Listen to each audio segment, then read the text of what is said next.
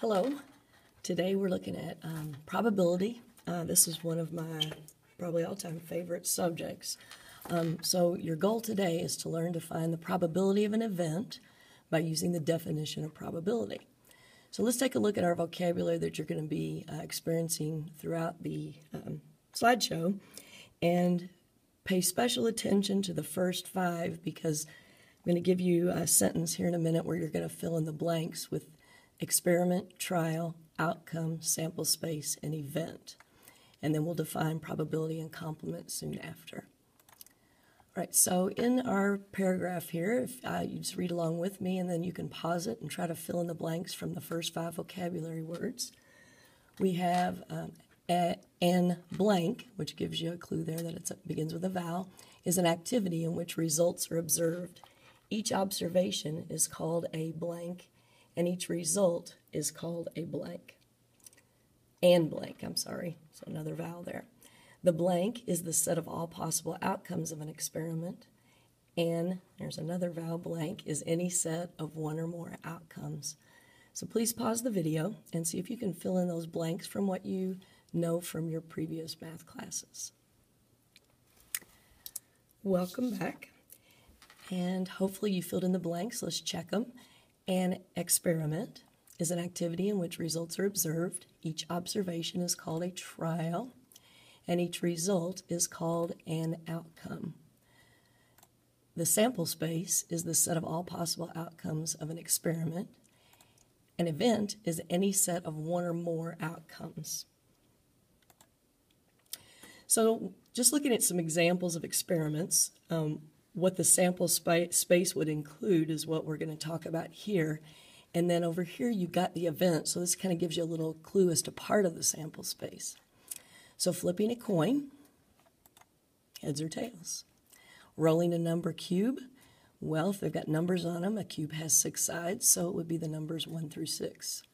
Guessing the number of marbles in a jar, well, it could be any whole number. Wouldn't be negative, so we don't want to say the integers.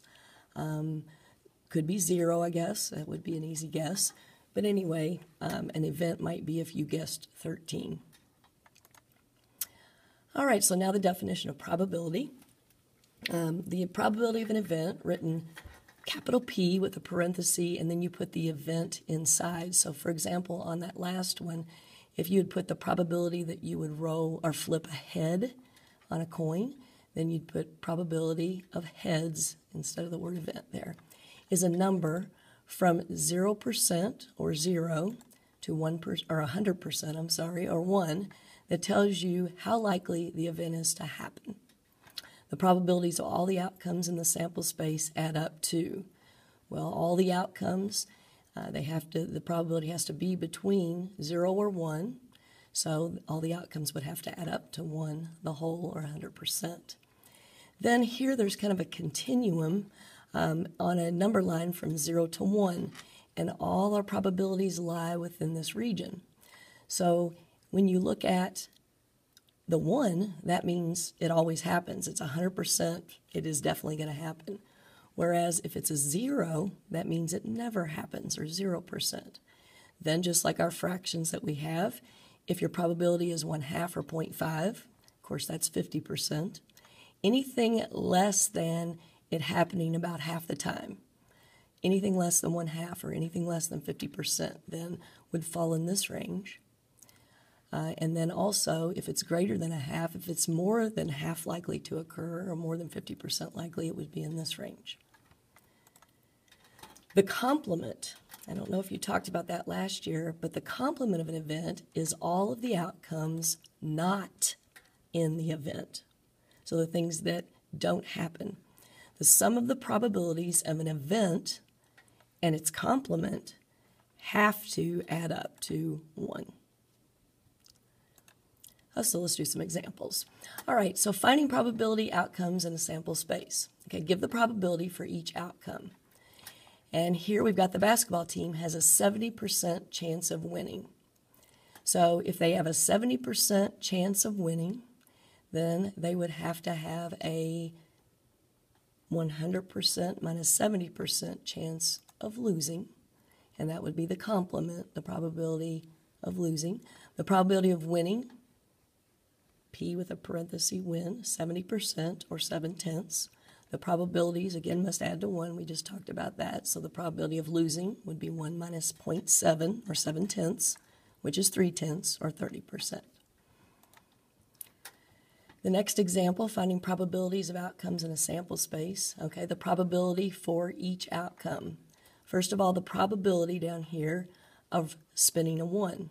Well, if you look on the spinner, there are 1, 2, 3, 4, 5, 6, 7, 8 different outcomes in our sample space, but 3 of those are 1s.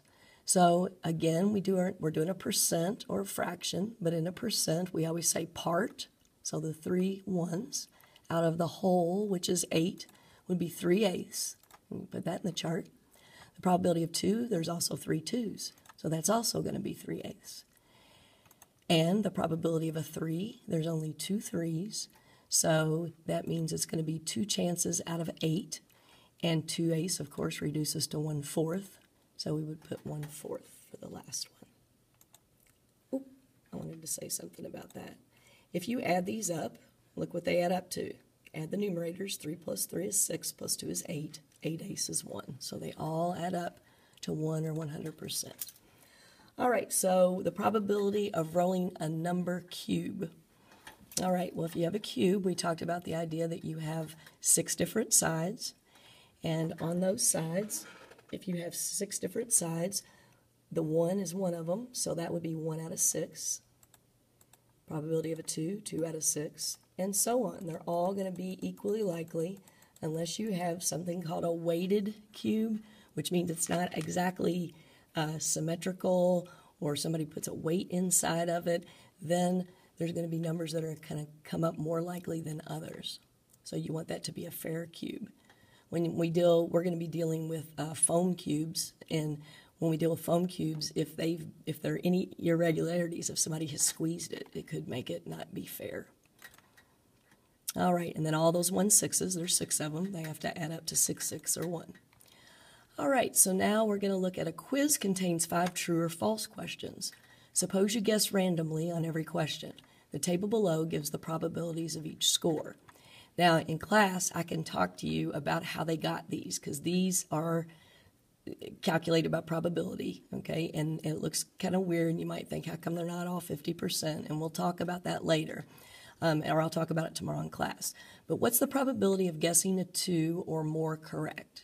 I'm sorry, not a 2, but 2 or more problems correct. Well, here's the probability of getting 2, and here's more. So we would have to add those 4 probabilities, and we could add them, or we could actually just add these 2 and subtract them from 0.1, which is, I'm sorry, not 0.1, 1, the whole 1, and because that's 100%, and find out. So if you add these 2, which is a little bit easier to add, then that's 0.31 and 0.156. If you add those up and then subtract from 1, you get 0.813 or 81.3%. If you add these 4, you're going to get the same answer. But that would be using the complement to help you calculate it faster. Probability of guessing fewer than 3 correct. Well, fewer than 3 would be 2, 1, or 0. If you add those 3, you get 50%. And then what is the probability of passing the quiz with all 5 correct guessing? Then if we got all 5 correct, then it would only be 3.1%.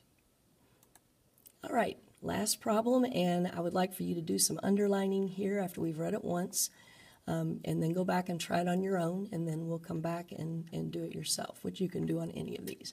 4 students are in the spelling bee. Fred's probability of winning is 6%.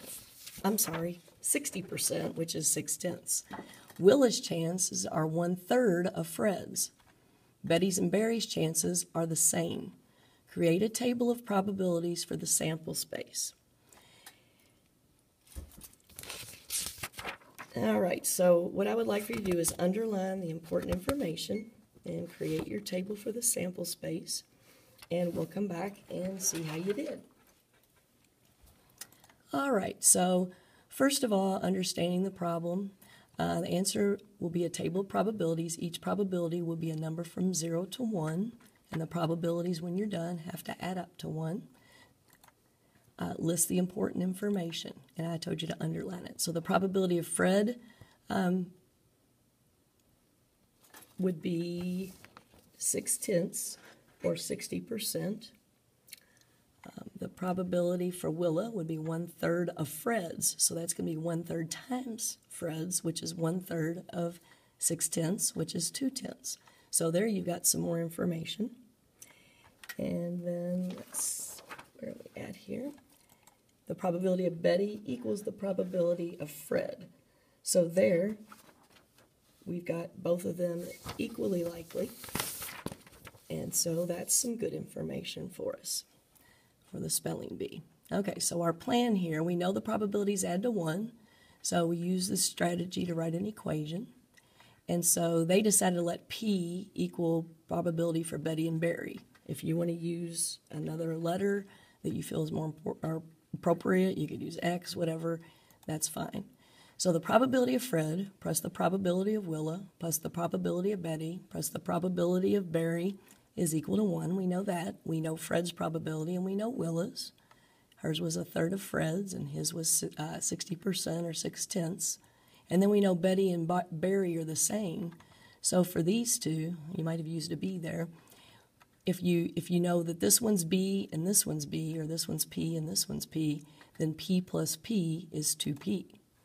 So we've got 6/10, 2/10, plus P equals 1. So we can combine those and get 2 P's, and combine these two and get 8/10.